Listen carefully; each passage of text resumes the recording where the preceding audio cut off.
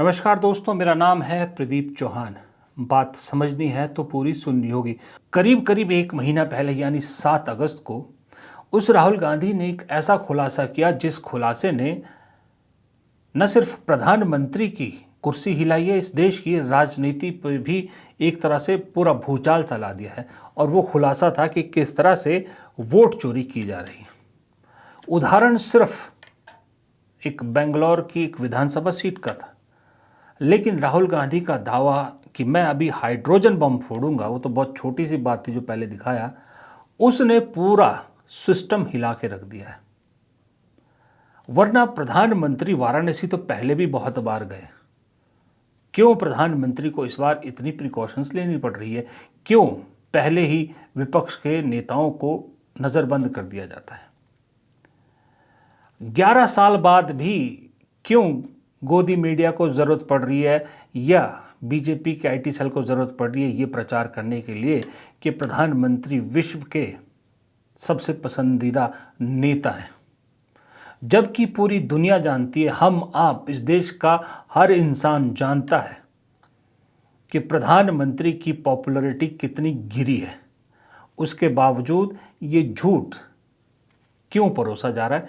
ज़रूरत क्यों पड़ी? वो सब ज़रूरत इसलिए पड़ रही है क्योंकि हालात अच्छे नहीं हैं। हालात इसलिए अच्छे नहीं हैं कि वो जो हाइड्रोजन बम की धमकी राहुल गांधी ने दी है, वो धमकी लाइटली नहीं ली जा रही है।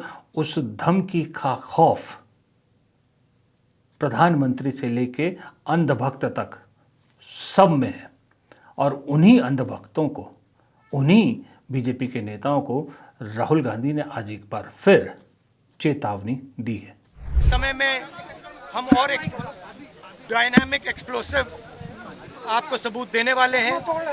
पूरे देश में नारा चल रहा है, वोट चोर गद्दी छोड़ का नारा चल रहा है। आग जैसे फैल रहा है, क्योंकि सच्चाई है और हम आपको दिखाएंगे। हिंदुस्तान के युवा, आप अच्छी तरह सुनिए, सच्चाई है कि वोट चोरी करके सरकारें बन रही हैं। हम गारंटी करके आपको प्रूफ देने वाले हैं। धन्यवाद आप सब। नहीं, ये जो बीजेपी के लोग एजिटेट हो रहे हैं, मैं उनसे कहना चाहता हूं, आप एजिटेट नहीं होइए, क्योंकि हाइड्रोजन बम जब आएगा सारा का सारा साफ हो जाएगा। Thank you. अच्छा, प्रधानमंत्री कितने मजबूर हो गए हैं अब और कितने कमज़ोर हो गए हैं, इसका एक जीता जागता उदाहरण ये उनका आर्टिकल भी है, जहां उन्होंने आर्टिकल कम आरएसएस प्रमुख मोहन भागवत पुराण ज़्यादा लिखी है। 11 साल में प्रधानमंत्री ने जिस संघ मुख्यालय के आंगन में जाना तक स्वीकार नहीं किया था या मुफीद नहीं समझा, जिस संघ का नाम तक नहीं लेते थे, आज हालत इतनी पतली हो गई है कि संघम शरणम गच्छामि के अलावा कोई चारा नहीं है। लाल किले की प्राचीर से संघ का गुणगान करते हैं, उसे एक एनजीओ कहते हैं। और अब जिन भागवत के साथ आंकड़ा 36 का बताया जाता है, उन्हीं मोहन भागवत कसीदे पढ़े जा रहे हैं उनकी शान में। उन्हें खुश करने की कोशिश की जा रही है। रीज़न ये कि भागवत तो आज 75 के हो गए, 17 तारीख को मोदी जी ने भी 75 यानी 75 साल का होना है। जो कानून उन्होंने खुद बनाया था, कानून नहीं मतलब रूल बनाया था बीजेपी के लिए, रिटायरमेंट एज सेट की थी। ऑपरेशन सिंदूर कहाँ पीछे चला गया किसी को नहीं मालूम। आजकल ऑपरेशन सिंदूर की बात भी नहीं होती, विश्व गुरु की आजकल बात भी नहीं होती। मोदी जी बोलते हैं दुनिया सुनती है, आजकल बात भी नहीं होती। आजकल क्या बात हो रही है? जब से राहुल गांधी ने वोट चोरी का मुद्दा उठाया है, आजकल सिर्फ और सिर्फ एक ही चीज़ की बात हो रही है कि प्रधानमंत्री की मां को गाली दी। प्रधानमंत्री भी उसी का जिक्र कर रहे हैं। ऑपरेशन सिंदूर के बारे में सुने हुए आपको कितने दिन हो गए, याद है? आलम यह है कि मुद्दे नहीं हैं, इसलिए विक्टिम कार्ड खेला जा रहा है। और सुना है कि अपने जन्मदिन वाले दिन अब अपनी मां का पिंडदान भी प्रधानमंत्री गया में करेंगे। ये पहली बार मैंने देखा है। खैर, वो उनका पर्सनल चॉइसेस पे ज़्यादा कमेंट नहीं करूँगा मैं। मुद्दों की कमी किस कदर इस बीजेपी के पास है, या कितनी बौखला गई है ये बीजेपी, या कितने एक तरह से आप कह सकते हो आउट ऑफ आइडियाज़ हो गई है, इसका अंदाज़ा आपको एक शख्स है जिसका नाम सम्राट चौधरी है, बीजेपी के बिहार के उप मुख्यमंत्री, उनके बयान से आपको लग जाएगा। अब उस शख्स का ऐसा बयान है कि आप ना हंस सकते हैं ना रो सकते हैं, बस अपना माथा पकड़ सकते हैं, क्योंकि वो सम्राट चौधरी नेपाल में जो अभी हो रहा है उसके लिए इस देश की कांग्रेस पार्टी को जिम्मेदार ठहरा रहे हैं। देखिए, ये सब कांग्रेस की भूल है।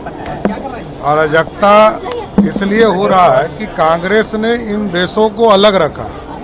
नेपाल यदि आज भारत का अंग होता, वहाँ शांति भी होती, तो नेपाल में खुशहाली भी होती। अब आप ही बताइए कि सम्राट चौधरी जैसे इंसान को कोई क्या समझाए?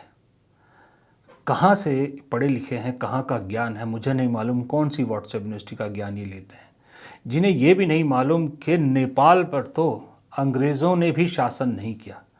अंग्रेज़ों के भी जो भारत पे जब जिस तरह के भारत गुलाम था, वो नेपाल उसमें नहीं था, नेपाल उनके शासन से भी बाहर था। तो कांग्रेस की कमज़ोरी कैसे हुई नेपाल की अभी जो हालत है, कि अगर भारत में होता तो ये हालत नहीं होते। पाकिस्तान को लेके अब तक ये कहते थे, आजकल कह रहे थे, चलो फिर भी समझ में आता है, लेकिन अब नेपाल को भी कल को कहेंगे कांग्रेस की गलती से है कि चाइना अलग देश है और वरना भारत में ही होता चाहिए। दुनिया के हर देश को इस तरह एक दिन भारत में ये शामिल कर लेंगे और सारी जिम्मेदारी कांग्रेस पे आएंगे। मतलब नेहरू से भी आगे निकल गए अब लोग, नेहरू भी ख़त्म हो गया, नेहरू की ढाल भी नहीं बन पा रही, तो अब इस तरह से करो। दरअसल आपको मालूम है, मेरा फर्म बिलीव है कि शब्दों से ज़्यादा तस्वीरें बेहतरीन कहानी बयां करती है। ये तस्वीर, पहली तस्वीर आपके सामने है, जो कहता है कि 71% रेटिंग के साथ दुनिया में सबसे लोकप्रिय नेता बने प्रधानमंत्री नरेंद्र मोदी। ये गोदी मीडिया कहती है। अब ये कहाँ की रेटिंग है, कौन सी एजेंसी है, किसने की है, इस विवाद में ना ही जाएं तो बेहतर है, क्योंकि जब भी रेटिंग की बात आती है तो आपको मालूम है फिर क्या होता है। छोड़िए उस बात को। दूसरी तस्वीर ये देखिए आपके सामने है, ये नेपाल में जो प्रदर्शन हो रहा है वहाँ की है। इस तस्वीर में इस जो लड़का है, इसके हाथ में जो वो है बोर्ड है या जो भी नारे हैं, उसमें देखिए क्या लिखा है। उसमें लिखा है केपी चोर देश छोड़। अब ये तस्वीर देख के देश में एक सवाल पूछा जा रहा है कि ये केपी चोर देश छोड़ का नारा आया कहाँ से? ये आवाज़ कुछ जानी पहचानी सी लग रही है, मतलब इसकी राइमिंग कुछ जानी पहचानी सी लग रही है, क्योंकि इस देश में भी कुछ एक ऐसा ही नारा बुलंद हो रहा है। उस नारे को कहा जाता है वोट चोर गद्दी छोड़। वोट चोर गद्दी छोड़, केपी चोर देश छोड़। ये राइमिंग कहाँ से आई?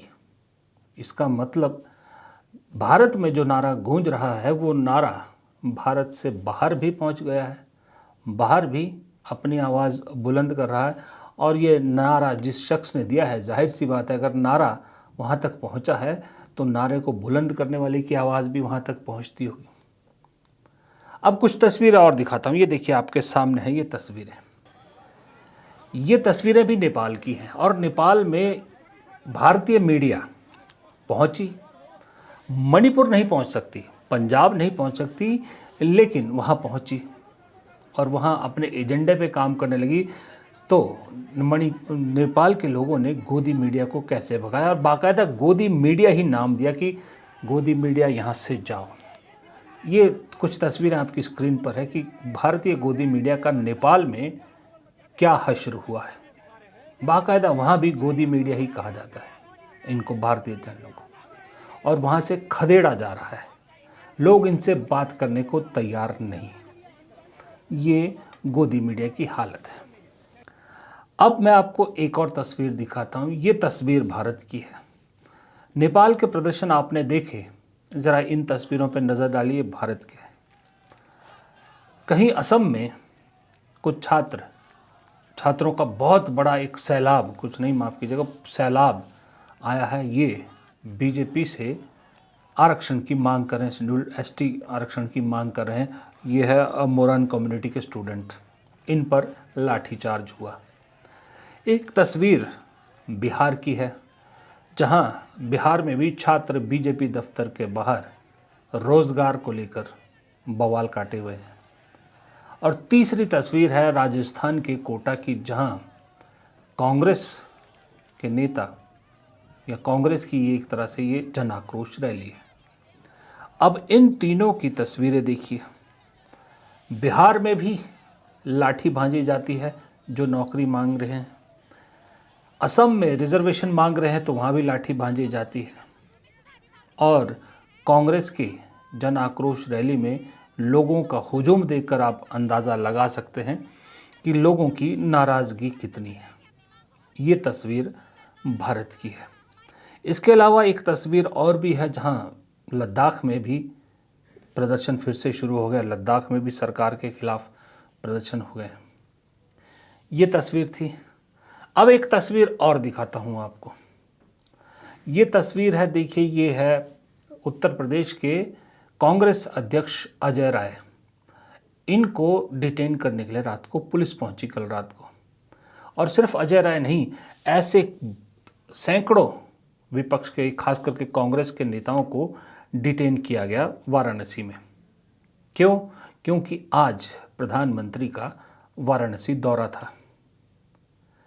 यूँ तो 56 इंच के प्रधानमंत्री हैं, 56 इंच की छाती रखते हैं, विश्व गुरु हैं, लेकिन वोट चोर गद्दी छोड़ नारे से ऐसा डर कि आने से पहले पूरा वाराणसी सैनिटाइज कर दिया गया। विपक्ष के नेताओं को घर में बंद कर दिया गया, नज़रबंद कर दिया गया, ताकि कहीं से भी कोई विरोध की आवाज़ प्रधानमंत्री के कानों में ना आए। कहा जाता है, किसी ने तो कहा कि जिस रोड से प्रधानमंत्री जा रहे थे उस रोड पर अगर कोई दुकान पड़ रही है तो उसका सिलेंडर तक जब्त कर लिया गया। उसकी दुकान के बाहर कोई झंडा है या कुछ है वो जब्त कर लिया गया।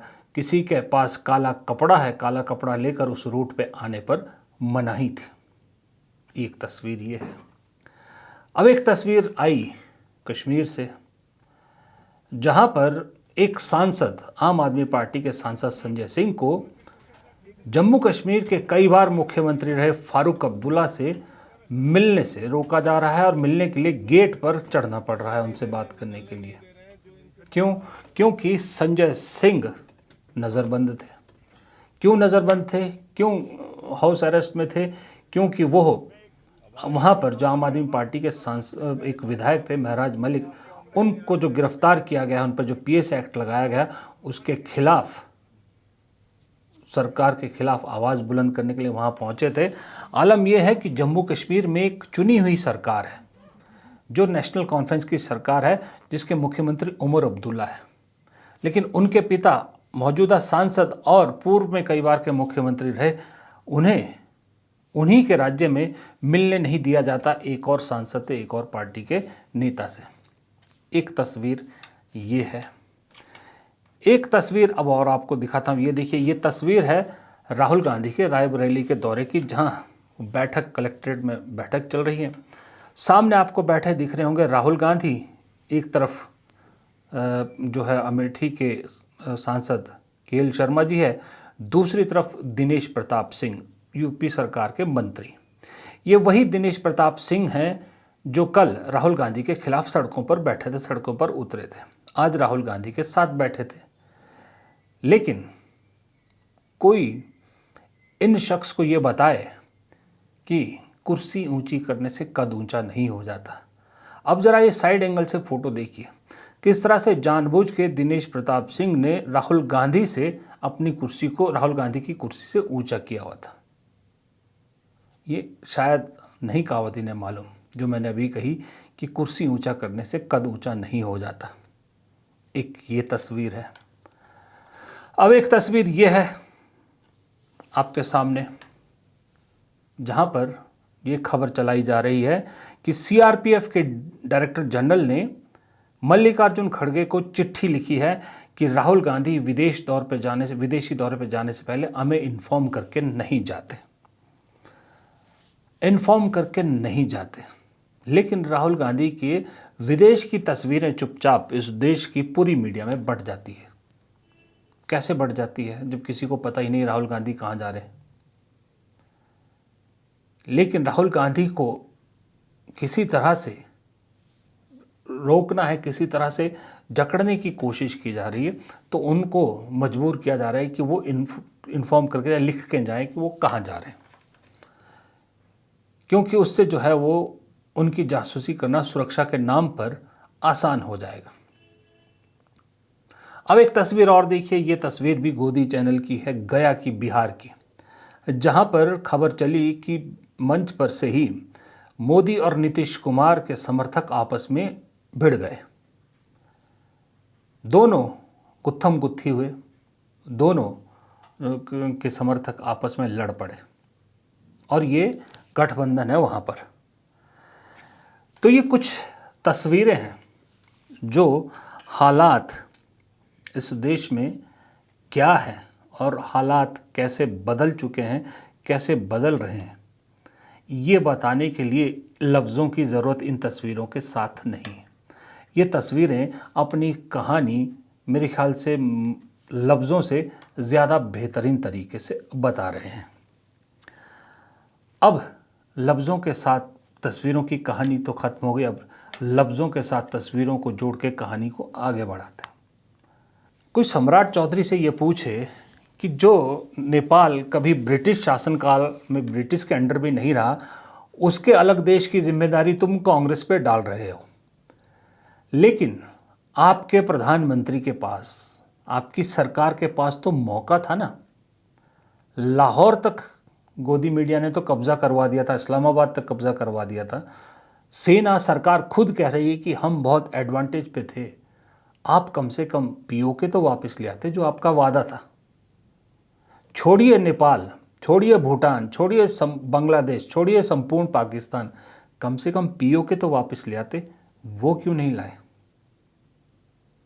वो तो जिम्मेदारी आप ही की थी ना, आप ही की सरकार थी, आप ही के पास सब कुछ था। मान लेते हैं कांग्रेस की कमज़ोरियां थी, आप तो बहादुर थे, फिर आपने क्यों नहीं सिर्फ पीओके तो ले आते, बाकी छोड़िए। बातें हैं, बातों का क्या, जो बोलना है बोलते रहिए। लेकिन ये सारी चीज़ें दिखाना, सुनाना इस देश के लिए ज़रूरी है, क्योंकि सिक्के का एक पहलू 11 साल से आप देख रहे हैं, क्योंकि गोदी मीडिया वही दिखा रही है। लेकिन सिक्के का दूसरा पहलू दिखाना भी ज़रूरी है। नेपाल में मोदी जी जैसा प्रधानमंत्री चाहिए, ये गोदी मीडिया आपको दिखाएगी, लेकिन खुद के रिपोर्टर्स के साथ क्या हो रहा है ये नहीं दिखाएगी। नेपाल में किस तरह से प्रदर्शन हो रहा है ये गोदी मीडिया दिखाएगी, लेकिन भारत में असम, बिहार, लद्दाख, राजस्थान, जगह जगह पर लोग सड़कों पर हैं, ये गोदी मीडिया नहीं दिखाएगी, क्योंकि गोदी मीडिया की नज़र में नहीं है। गोदी मीडिया को काठमांडू जलता दिखता है, लेकिन मणिपुर जल रहा है ये आज तक नहीं दिखा। 2.5 साल होने को आए, आज तक नहीं दिखा।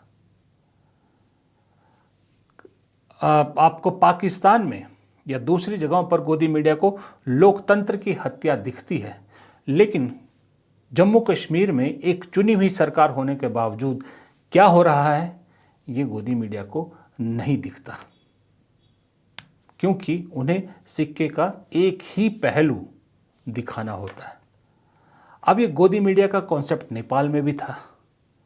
वहाँ की गोदी मीडिया के साथ वहाँ के लोगों ने क्या किया है ये मुझे बताने की ज़रूरत नहीं है, और मैं किस ओर इशारा कर रहा हूँ ये भी आप बखूबी समझ रहे हैं। तो सिक्के के दूसरे तरफ के पहलू को जानना, समझना आपकी जिम्मेदारी है, और वो पहलू दिखाना हमारी जिम्मेदारी है।